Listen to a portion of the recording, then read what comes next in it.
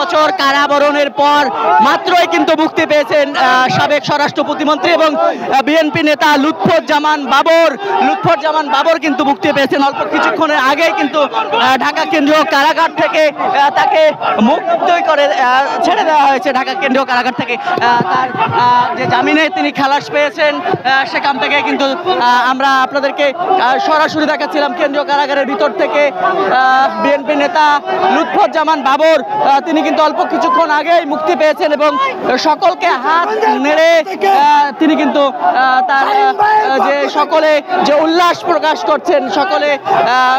প্রকাশ করছেন তাদের প্রিয় নেতাকে দেখার পর এবং দীর্ঘ প্রায় 17 বছর কারাবরণ করেছেন বিএনপির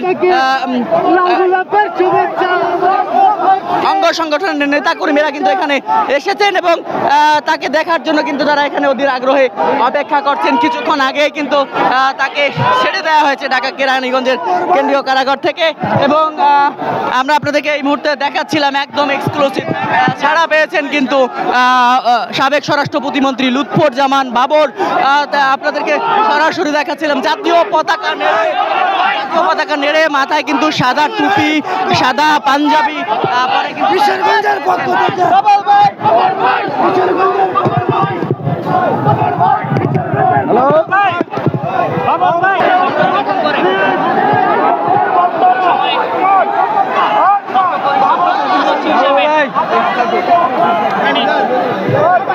দায়িত্ব পালন করেন। দর্শক আপনারা দেখছেন ফেসবুক লাইভে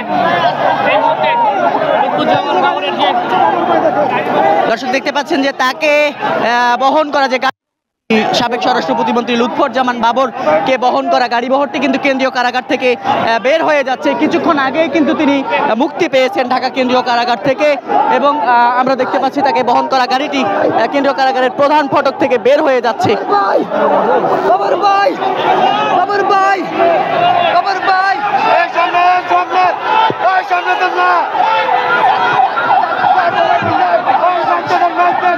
তাকে বহন করা গাড়িটি কিন্তু বের হয়ে যাচ্ছে। কিছুক্ষণ আগেই কিন্তু মুক্তি পেয়েছেন তিনি।